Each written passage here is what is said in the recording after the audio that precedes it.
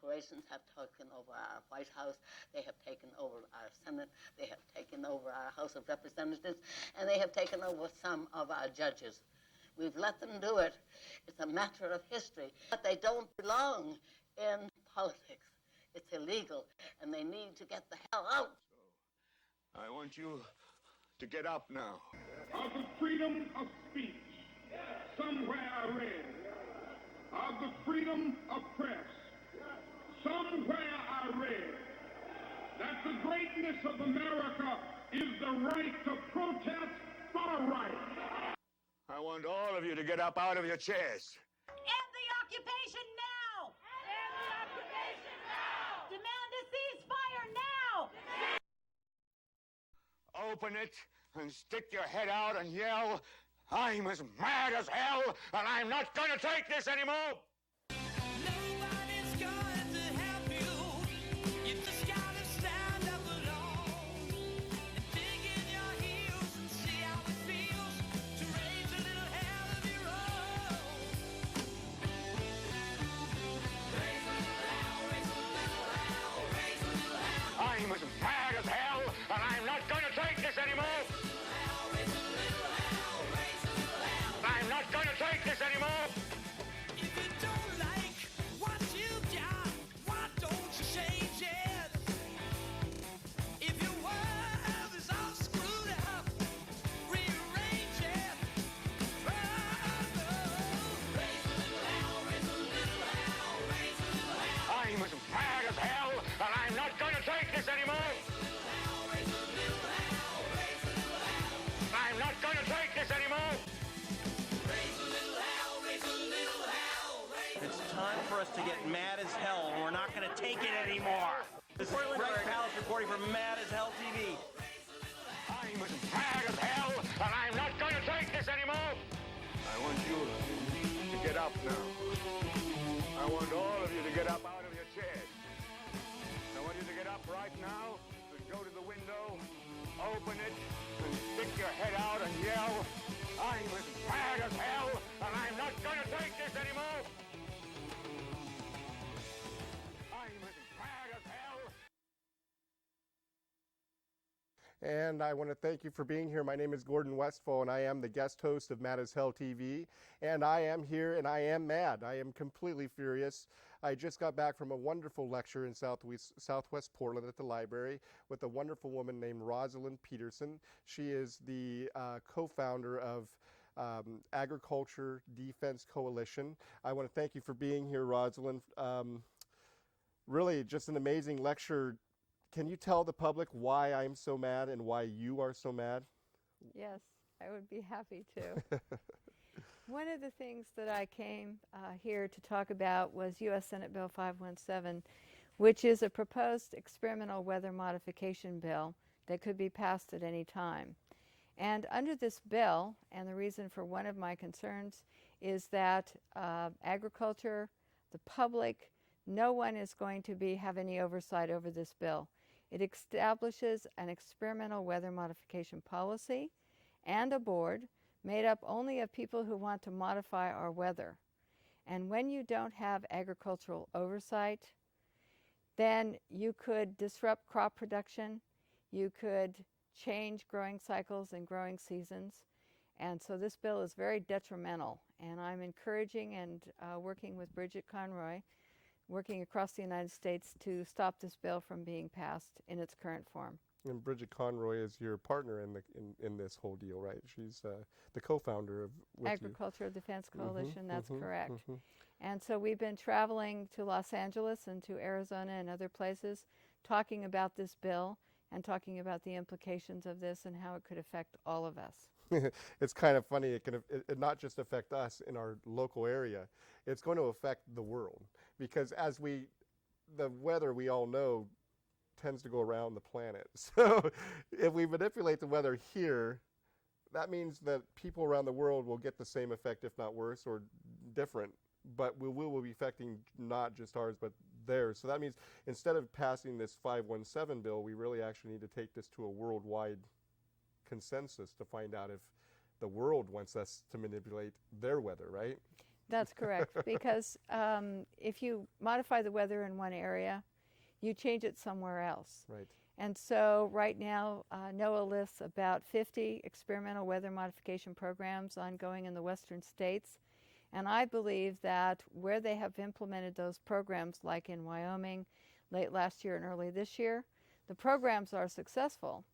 But what they're doing is they're putting other counties, other states in drought conditions. Right. Because if you increase someone's snowpack in one area, you're going to take the weather that normally someone else would get, and they might go into drought.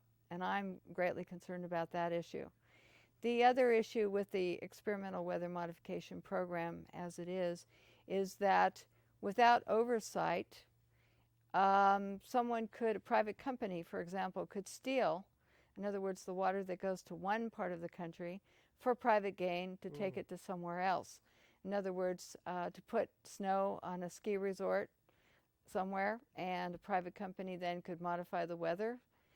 Possibly like Arizona has the... That's right. That's right. So you have this personal gain. Yes. And right now, insurance companies, I don't know if your audience is aware, but insurance companies can modify the weather. In other words, so that they don't have to pay claims. Oh, sure. So this is a policy that needs examination, so that we make sure that we protect our crops and protect agriculture mainly. And also, it could impact our water supplies. For example, where I live in Northern California, if you took and dried up our snowpack so that the snow went elsewhere, we could be in drought and not have water to power our generation plants. Right. So this has broad implications not only across the United States, but also in other countries as well. Right. You know, I think we've already seen some of the manipulation with what we're seeing with some of these fake clouds and some of what's going on with, well, shoot, I've been watching this since I saw you back in 2003 in Point Arena when I first saw this whole thing. You know, I've been watching since that day. You changed my life, and I came home and I watched, and the sun's not yellow anymore. That's correct. The trees are dying, and people don't have an idea of what's going on. And some of the big people are saying something about the aluminum oxide that they're using with some of this modification that's coming out of the tails of these jets that are creating some of these false hazy clouds. That aluminum oxide is actually falling on the people, which is a heavy metal that our immune systems can't handle. And the plants are now suffocating. Can you explain a little bit to some of the people about how the aluminum oxide is, some of the chemicals that they're using? Well, what happens is, and what we're talking about persistent jet contrails. And NASA states in its October 2005 newsletter that persistent contrails that turn into man-made clouds, exacerbate global warming. They modify natural resources and can impact natural resources. These clouds, when they persist, change the climate so that we don't get photosynthesis, so that plants suffer, and we're being chemically manipulated in one way because we've got jet fuel emissions which damage crops. We've got all kinds of things that are going on. And these jets are circling the globe as well as locally. Not only in Northern California, in Arizona, in Portland, people call me from Los Angeles, and all over the world. And they're talking about the jets and how the jets are changing climate. And NASA admits this. And when you make man-made clouds, you change our climate, and it impacts our weather. So that's one of the things that's going on. We're also being subjected to atmospheric heating and testing programs, which use chemicals like barium, lithium, strontium, trimethyl aluminum, many chemicals now, where we send canisters up into the atmosphere, we superheat them, and then when they burst, there's a chemical reaction, and those chemicals are now starting to show up in water supplies, especially in California, where I've been doing most of my research, and in Arizona. And one of the chemicals is aluminum. And I think some of our tree health decline is from aluminum and having more acid rain. And what happens is when aluminum gets into the soil with acid rain, the roots uptake the aluminum, and then it prevents the trees and different plants from being able to absorb moisture, rain, water, and also nutrients needed to survive. And so they look like they're strangling to death. And we believe and been asking for the research to be done to show that what we think is true is true. So we've been asking for sampling. And right now there's a lot of resistance to this because... Well, they've been resisting for a while, too, because I know you guys were pushing this in 2003. Yes. Pushing, and you're in a dead end now, still.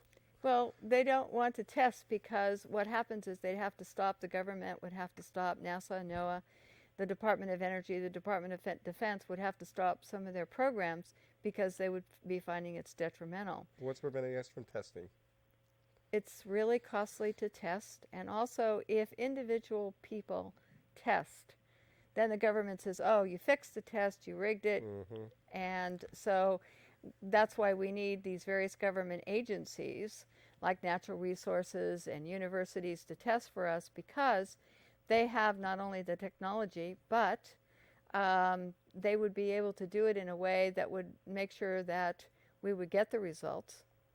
And also our congressmen and other people should know and should demand that these tests be done. But so far they haven't been done.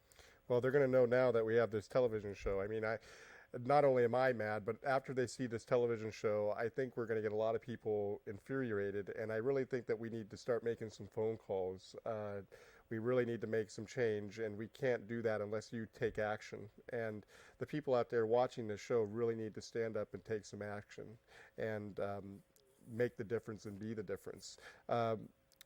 So here's my question about agriculture, because I'm really into organics, okay? How could you certify a crop that's organic when you're being sprayed from the sky? You can't, because the minute you start adding chemicals to modify the weather, you start putting planes up, and they can ground base chemical manipulation of our weather. They can atmospherically change our weather. The jets plumes change our weather, especially when they persist. So all of these things add chemicals to our environment. You have a synergistic effect. And as you add more chemicals, they're going to come down and get into our drinking water supplies, which is a great concern of mine, and also into soil. Yeah, the water is a big deal. I mean, we've only got, 1% usable, and we keep spewing toxic chemicals and aluminum oxide and beryllium and all that stuff into this. The more I hear, the more I just get irate. I just want to really just go down to Congress and just grab those guys and listen, you don't have the right to ruin my child's future. You don't have the right to do this to us. And we have these people that are actually trying to start, they're playing God. And anytime you want to play God with the real God, the real goddess is going to stand up and I think take control of what's going on. I don't know, what can we do, some of the things that we can start doing here right now to stand up to some of these people?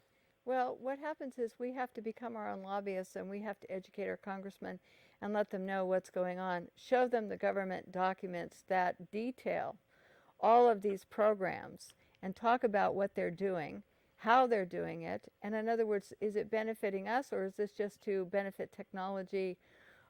Is this just warfare plans? Exactly what are we doing? And we have questions on that. But the public needs to start to look at the documents, and they're available on my website. They're available by contacting me. They're on the internet. There's lots of documents that are beginning to talk about the technology. What is your website? And my website is californiaskywatch.com. californiaskywatch.com. And so you can download all that information from your website. Yes, they can. And they have the ability, you give them, everybody, permission to go ahead and flood their congressman and senator with all your documentation. You're not looking for anything in return other than just getting it out to the people. No, we need to just get it out and get a public dialogue discussion on this issue because it's so important. And one of the things that has happened, and one of the reasons that our congressmen and our senators have not wanted to discuss this subject, is that it has come under the overall umbrella of the word chemtrail.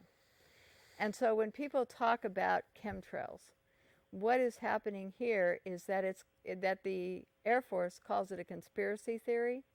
The Air Force will tell you that it's a hoax on their website. So, and you get letters. Your congressman will send you letters via the Air Force saying that it is a hoax. So part of this is that people believe that it's a hoax. Your congressman won't talk to you because they think it's a hoax. But we now have the government documents that show what's going on. And people have to realize that this isn't a hoax, that the jets do leave plumes up there, unusual plumes, that these plumes turn into man-made clouds, according to NASA, and that they do change our weather, and that they exacerbate global warming. And that's part of what our government is looking at, is starting to talk about global warming. And in the sense, they want to force us into a geoengineering program where we might use sulfur, put it up into the atmosphere to cool the planet, essentially. But what's odd about this geoengineering plan and some of the schemes they have is that they're taking sulfur out of diesel fuel in California. And when they take sulfur out of diesel fuel in California this year, then someone is saying, a Nobel laureate is saying, oh, well, now we can put sulfur into the atmosphere. And they're not looking at the health effects. There's no dialogue, and we need to have that public dialogue because sulfur is polluting. Right. And we're kind of running in the same thing with the fluoride issue, not to go on to a different tangent, but you get this smokestack, you have this aluminum stuff that they got as a waste, and then they say, well, we can take that and give it to the people and it will make their teeth better. I mean, here's the thing where we run our gas, we'll take the sulfur, we'll put it up in the air, and everybody will be happy, and it's just like, oh my gosh, I mean, are these people actually schizophrenic? I mean, are they really, how can they be running this country? I mean, people, I mean, really, we need to go to our website, check it out, make some phone calls, and look up. Really look up. It's really not that hard, and some of you people really find it hard to look at people in the eyes maybe, but really you're not looking at anybody in the eyes. Just look up, observe your clouds, observe your planes, and check out some of the stuff that's going on. I think we're going to be showing some video footage of some of what you're talking about, and really once you see this, you're just going to be amazed on what they're doing and how they're doing it. And it's at the taxpayer's expense, right? That's correct. And also when you have jets making man-made clouds, one of the things that is impacted is agriculture. A University of Illinois study, for example, that was recently completed showed that cloud cover reduces corn crop production. If you reduce corn crop production and you have cloud cover, that is not a good thing for farming. That's not a good thing if we want to use it for alternative fuels. Well, you can't sprout a lot of produce with clouds. You have to have sunlight. Direct sunlight. Sure. And so part of this program with the jets in our skies, where they make man-made clouds, is starting to have impacts on crop production. So we need direct sunlight, and for photosynthesis to give plants energy to produce, give trees energy. This is part of it. And so when you look up and you don't see your deep blue skies and you don't see clear skies for days on end, there's something going on that is changing agriculture and impacting it greatly. Yeah, and you know, I noticed something that last year I was watching heavily for a while, and I noticed that last summer I really didn't see a blue day. There was always a film out there. It was always filmy, cloudy kind of a deal. It was never just that crystal blue sky we used to see back in the 70s. And you know, and I noticed the more the war got started and rolling, the less the chemtrails, the manipulation of the weather, less of those were happening for a while. And as the war started kicking up more and there was more things going on, there was more time to spend more resources on creating some of these clouds. Are they privatizing this? Or do we even know yet who the players in this whole game are? Who's making the chemicals? Who's flying them around? Is it our military, or is it private? Are they privatizing this whole thing going on? I mean, it's hard to know because a lot of the planes are unmarked, but we do know that the Department of Defense, the Department of Energy, NOAA, NASA, all of those agencies are involved. There is no doubt because we have the documents showing what they're doing, the discussions about these events and programs going on. So we know that they're involved in some ways, and they're interconnected, and sometimes they're interconnected across other countries as well, through the NATO countries, different things. So there's a lot of atmospheric experiments going on. Right. And those are the ones that we're worried about because we don't know what the ultimate effects are going to be. What steps should we take right now? What is this viewer that's watching this show right now? Should they call some people and actually make sure they watch the rest of it? Or is there a phone number, or do you have a phone number that they can come and talk to you about? Yes. They can email me at info@californiaskywatch.com, or they can call me at 707-485-7520, or they can go to my website, which has my address and other information, at californiaskywatch.com. Thank you for being here. My name is Gordon Westfall, and this is Rosalind Peterson, and we are here at Mad as Hell Television, and we've been talking about weather modification and the Senate Bill 517, which means they're basically asking permission to do what they've been doing for the last, 7, 10, 12 years maybe? That's correct. Yeah, so we'll be right back, and we'll be talking more, and we'll see you in a little bit.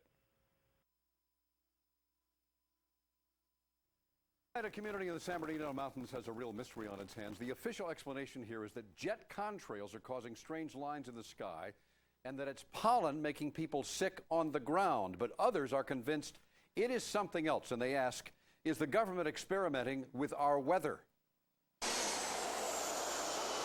There was a huge dust cloud. Longtime Cedar Glen resident Gretchen Sherman says she has never seen anything like it. How big was it? Oh, it covered the entire Cedar Glen area. A cloud of dust, leaving a sticky yellow slime all over her car. It happened again last February, and calls began pouring into the local Alpenhorn newspaper. And they had a tremendous upsurge of children that were not going to school at that time. Pharmacist Ed Burrows says it is the most mysterious illness he's seen in 22 years on the mountain. A lot of eye infection problems, upper respiratory problems, nosebleeds. The nearby March Air Force Base say it didn't come from them. Others said it was a pollen cloud. The Department of Health found a yellowish tint on a tissue submitted for testing. But, quote, there was no sign of any biological form, such as cedar pollen, and the test was ruled inconclusive. And it wasn't long before things ballooned into a sky-high mystery. The story is not just here in Crestline and the alleged yellow cloud. People say the government is up there in airplanes spraying all kinds of chemicals to change or manipulate the weather, leaving what you see there, and they call that a chemtrail. So what I look at there and I think are contrails, you're telling me are chemtrails? Yes, that a contrail would be dissipated by now. It would? Yes, it would. Chemtrails. On the internet, they are cited as proof of the government creating clouds to combat global warming. In response, the Air Force says that, quote, there is no such thing as a chemtrail. The actual contrails are a safe and natural phenomenon. And that people are seeing more contrails simply because there are more jets forming large clouds, depending on weather conditions, as in this video of alleged chemtrails shot near San Francisco. I think these are contrails. Professor Gregory Benford of UC Irvine works with the Department of Energy on weather research. That's very odd. They could be very large contrails. He says the DOE doesn't know of any jets spraying chemicals to affect the weather. However, he says we will probably see it in the near future. You've got to, in a sense, engineer all these so you get the right kind of clouds for the effects we want. It is called geoengineering, fighting global warming by putting a chemical dust in the atmosphere and reflecting harmful radiation back into space. You could use barium oxide, for example, which makes big fluffy clouds. You could use tiny little bits of aluminum, which is benign in the environment, and essentially manage the climate. And what I found was unusual spiking since the early 1990s in barium, aluminum. But Rosalind Peterson of California Skywatch says health department records show a sharp increase in both chemicals in the water supply of Northern California, dating from the time the huge contrails first appeared over her home in Mendocino County. What's the significance of the barium and the aluminum? I went and got all the tests, and all these things in the same test would be up way over state and federal standards. It had to be airborne, because how could it get to such diverse regions of our county? We have jets going in every direction. X's, east, west, north, south, circles. There is something going on in the air. I don't know exactly what, but I think there's some experimentation. Is it legal? I don't know because we haven't had a public discussion. But what is unknown today may be actual fact tomorrow, thanks to a bill soon to be voted on in the U.S. Senate, a Weather Modification Act, calling for research in, quote, attempting to change or control by artificial methods the natural development of atmospheric cloud forms. Doesn't it seem to you that they're going to be doing it in the future for sure? Yes. And if they are, I want to know about it. In the meantime, a lot of people are wondering if they'll ever get clear skies and a clear answer. The legislation is there, therefore somebody's thinking about this. How does this make sense? I don't know, maybe they're practicing? Over Cedar Glen, over Arrowhead. I guess you have to try it out before you use it. I'm not sure. And welcome back. And you are at Mad as Hell Television. And my name is Gordon Westfall. I am the guest host of Mad as Hell Television, and I am sitting here fuming as we talk more about weather manipulation and cloud modification and chemical trails and contrails and it's just unbelievable. So we are back. I've got Rosalind Peterson from the Defense or Agriculture Defense Coalition. And on the phone we've got Scott Stevens. He is from Pocatello, Idaho, and he is a former weatherman out there in Pocatello, and he is part of weatherwars.info. How you doing, Scott? Pretty good this evening. Yeah, weatherwars.info is my site, and I think once a weatherman, always a weatherman. Because you can't go to Walmart without people saying, "Hey, Scott, how's the weather?" Well, and how difficult it is to map the weather nowadays. Well, that's why I'm out of it, because it was more difficult than I think we imagined. Well, because the game has been changed. Oh, yeah. Buddy, the game has changed. And this is one of the reasons why your weatherman just simply can't get it right. You know, whether it's 3 hours out, 3 days, or, God forbid, they have to forecast 3 weeks out. It cannot be done with the accuracy that they believe they can. Why?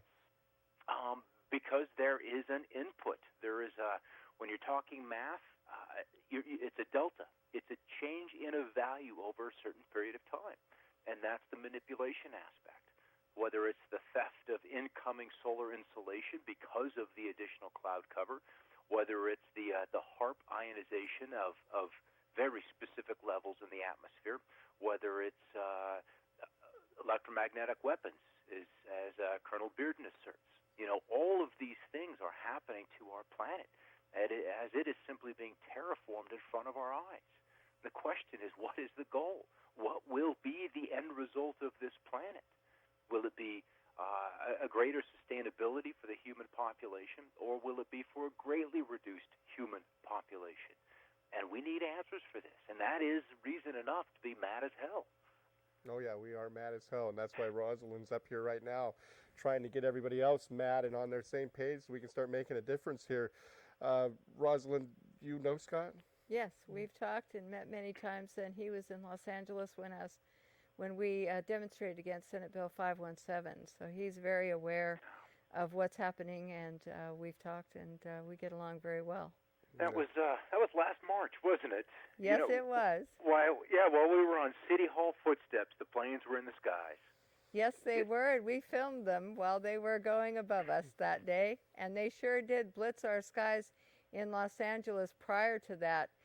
The day that we came in, the day before, our skies were just covered with all kinds of persistent jet contrails everywhere, every direction. It was amazing to see that in Los Angeles because I don't live there, but it was just amazing. You know, and this week, the Southwest, literally from Southern California across Arizona, through Southern Utah, Southern Colorado, and then into Texas, and then another batch across Florida. Just an incredible intensity of these trails. And there are any number of reasons why they can be in place, whether you're dealing with biologicals, an increase in the incidence of sickness, a flu that used to last 2, 3, 4 days now lasts 2 weeks with symptoms of an intensity which is 2 to 3 times what we experienced as children. Is this a result of fallout? Or is there something added into these chemicals that is raining down upon us? It's something we need answers for, because that is a possible vector for these new upper respiratory and sinus infections that are just rampant across this country. And it's more than just going into the flu season as we move into October and November. It's greater than that. And that's just one aspect of the fallout from these trails. Because we don't need to be breathing these highly ionizable metallic salts, because that's what is up there. And I'd talked to a guy who was in the Navy back in the 70s, and he said, Scott, I participated in the development of these powders, these very, very fine powders. And they're there for numerous reasons they were developed. And simply one of them is the propagation of extremely low-frequency waves. And you can see those waves manifest in the clouds, whether the cumulus clouds below, in a very, sometimes they're squared off, sometimes they're in wave function. But you could see them most plainly in the mid and high level clouds, the altocumulus and then into the cirrus clouds. You can see those waves at work and watch the planes marking the edges of the waves or holes in those waves. It's an ongoing program, and it's more blatant now simply because the press has not gotten a hold of it. If the press woke up and ran with this story, you would see them pull back to a bare minimum.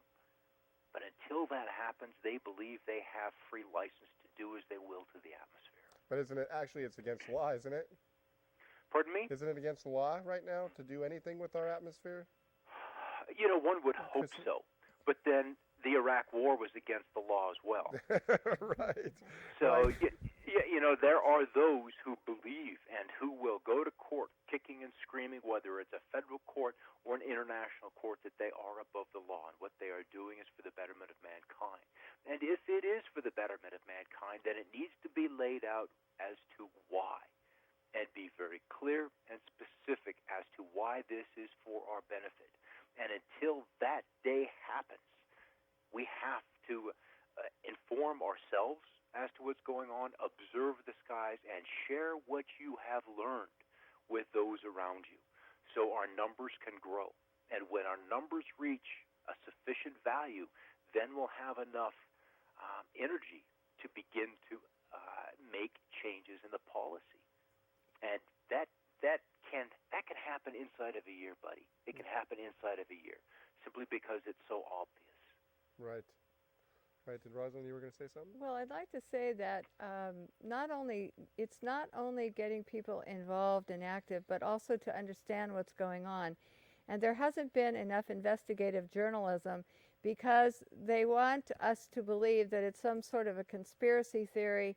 They want us to believe that what's going on is a hoax. It's been around for years and everything is normal. So when NASA said, well, it's ice crystals and it's just water vapor and it's been normal, we have to take that and say, no, this is not true, because our skies used to be deep blue and jets never left those kind of contrails. Mm-hmm. And the history of the jet engine is short in duration in the scheme of things. And so when I grew up and you grew up, other people, we had deep blue skies. And now we have jets. Just the impact on agriculture from the jets producing man-made clouds. Scott can probably tell you how the jets, when they come over and blitz us, how they change the temperature, make it warmer during the night, and they cool us off during the day. But that's not always beneficial, because we need direct sunlight to keep pests and molds and mildews from growing. Mm-hmm. And when he talks about the flu, he's right, because the sunlight acts like a disinfectant.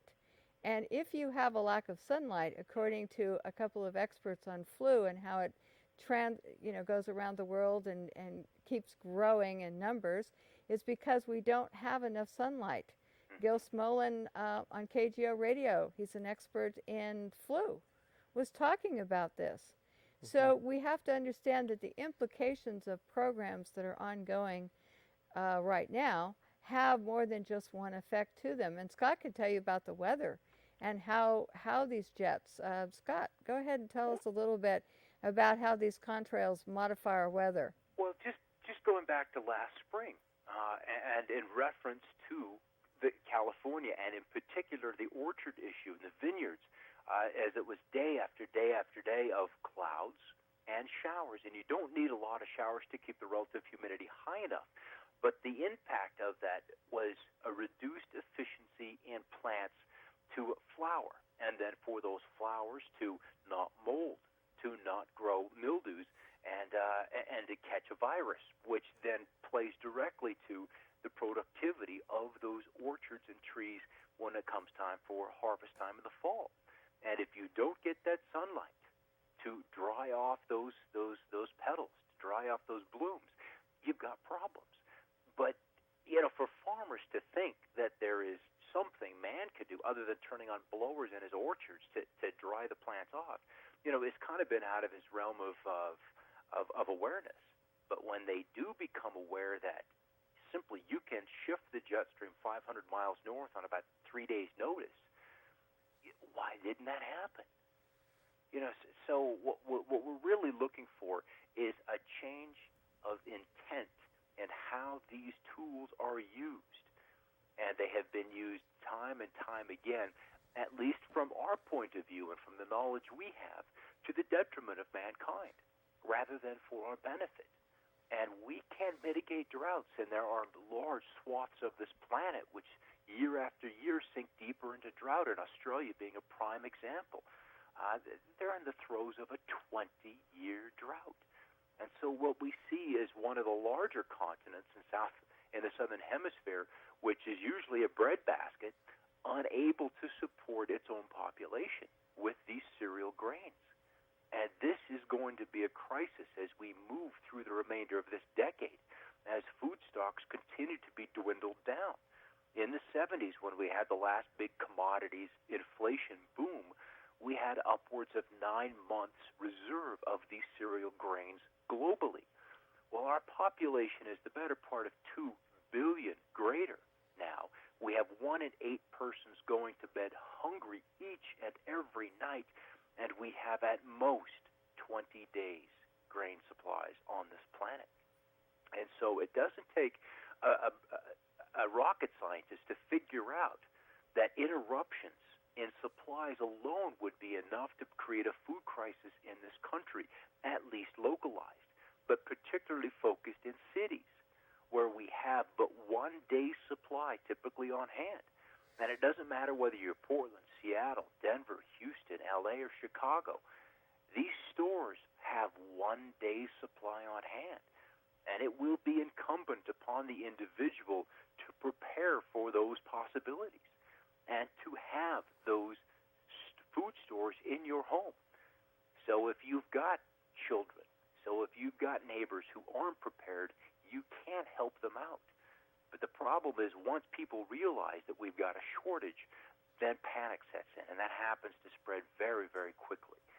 And so it's best to be 6 months or 6 days early than 6 minutes late.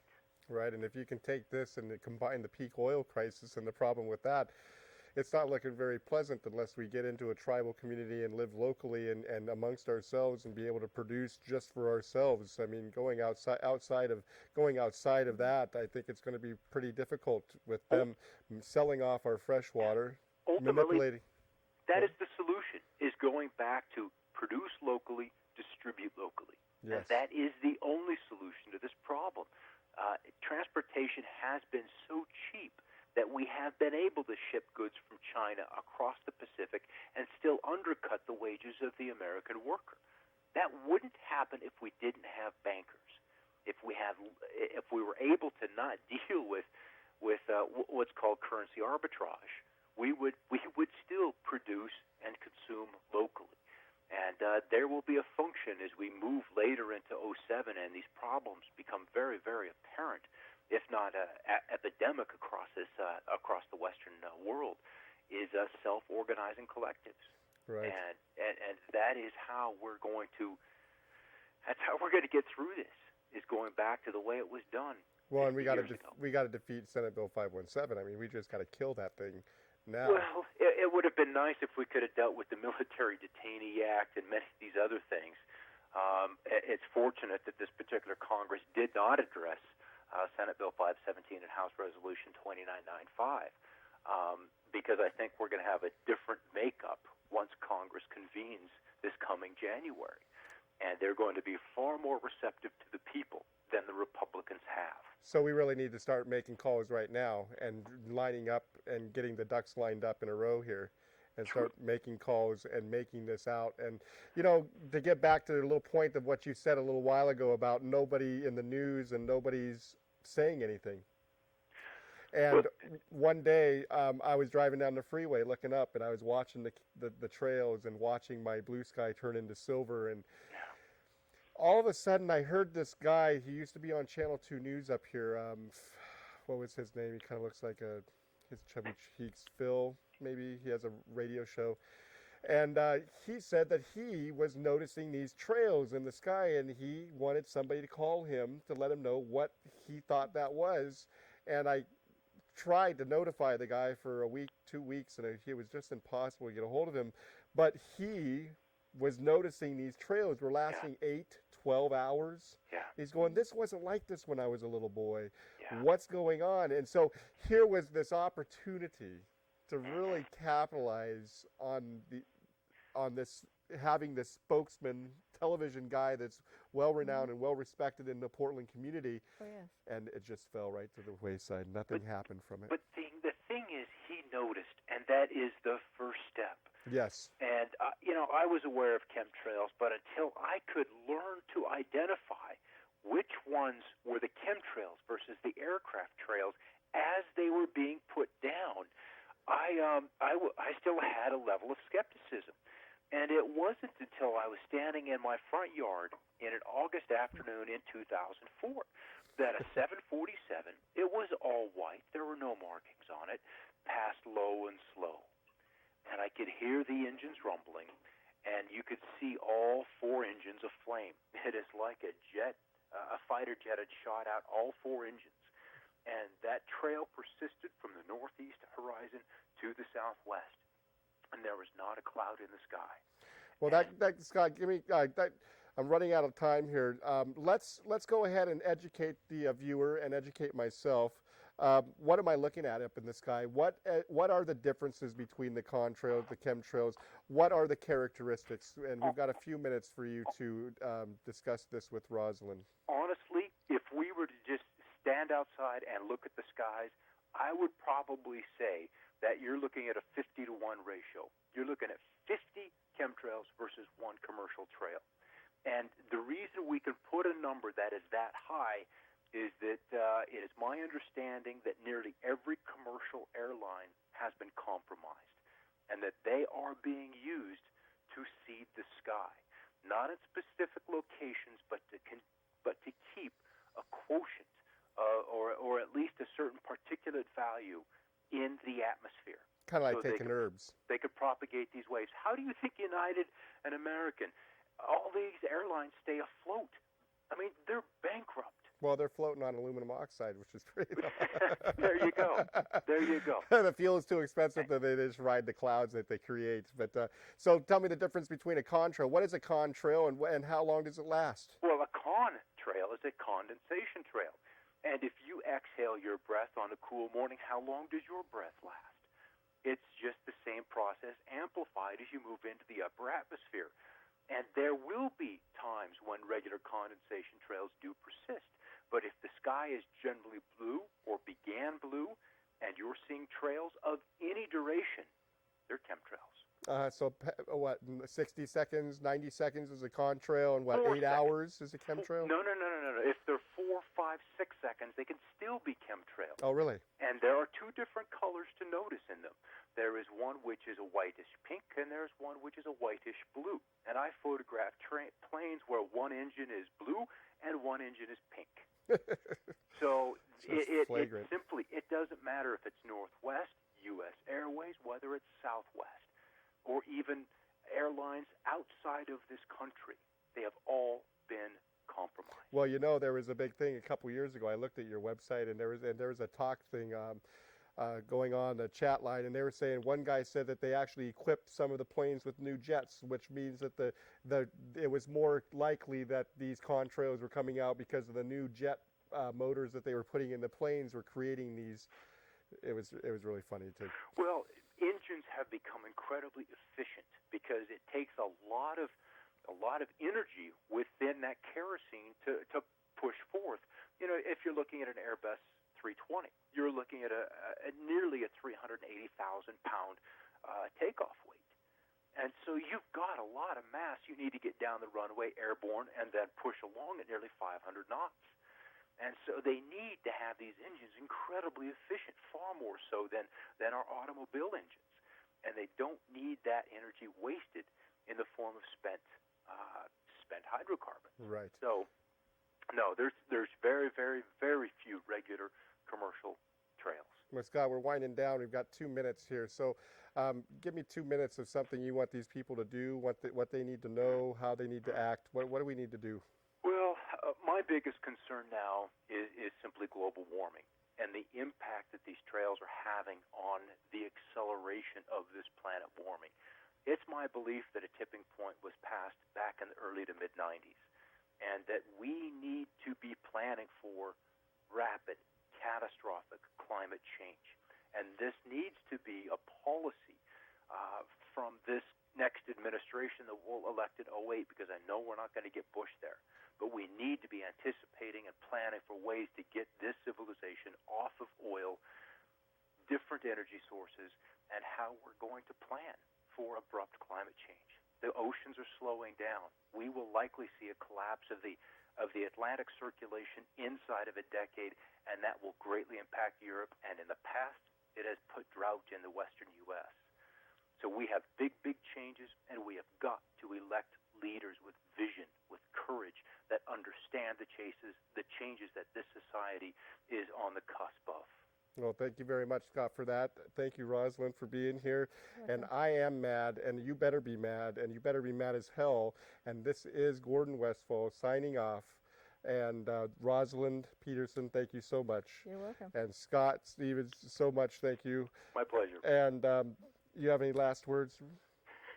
No, just Rosalind? have us on so we can keep talking about this. Thanks, Scott. Rosalind is going to give us a last word. Okay.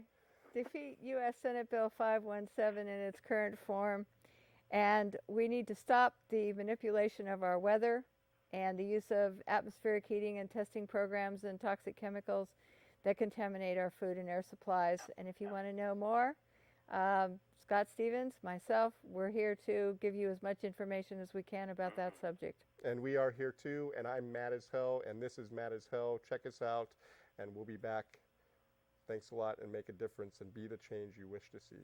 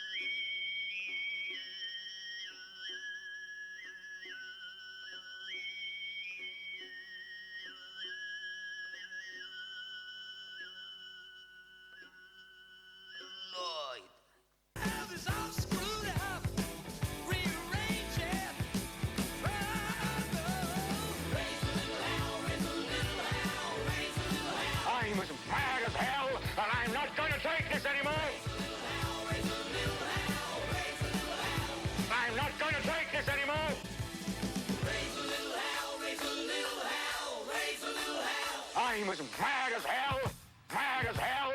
Raise a little hell, raise a little hell, raise a little hell. I'm as mad as hell, and I'm not going to take this anymore. I want you to get up now. I want all of you to get up out of your chairs. I want you to get up right now and go to the window, open it, and stick your head out and yell, I'm as mad as hell, and I'm not going to take this anymore.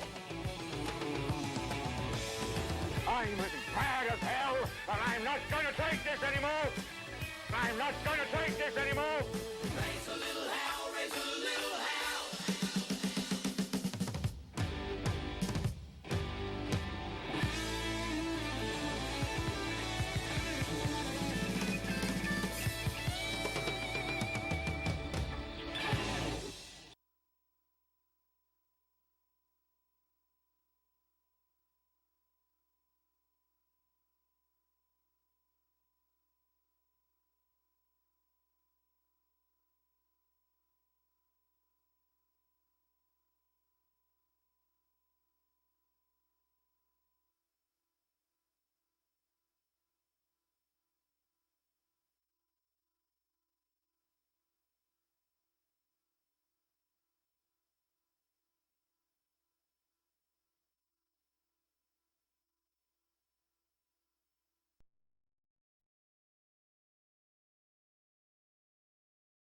Off just doing that, but it affects lots of people, and you're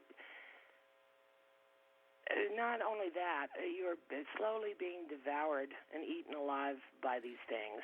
And Lori, if that doesn't affect someone's psyche negatively, nothing will.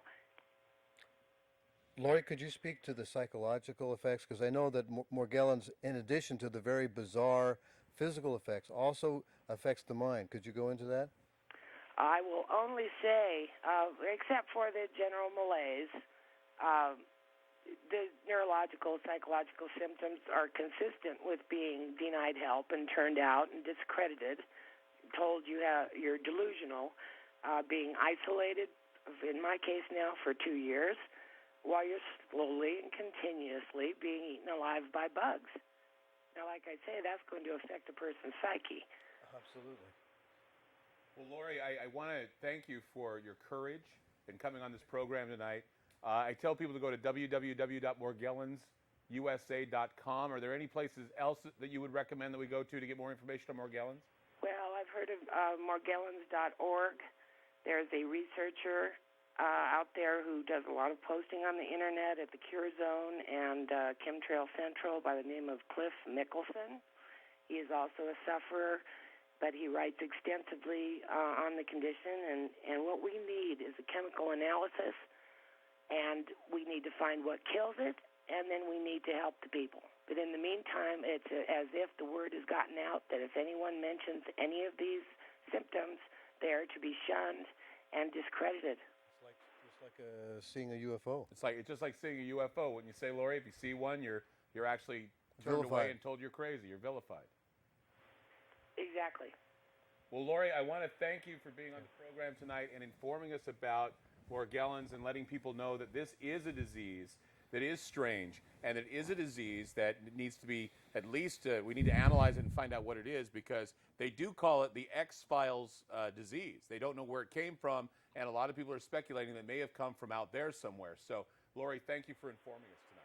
And thank you, Clyde, so much for covering this disease. I'll be in for touch talking with you. about it. You bet. Take care. Bye. And that's Lori from Reno, Nevada tonight, talking with us about Morgellons and whether or not it is an extraterrestrial disease. She has speculated that it might be, but then again, she talks about chemtrails. She's trying to find the answers, and this is where we are now. Is this an alien infestation? Is this the idea that something from out there has come down? And they do say there's panspermia, the theory that life comes from out there, hitching rides on comets, hitching rides on meteors. We had that rain of blood in India. And then we have mega cryo meteors, huge ice blocks falling out of skies in Africa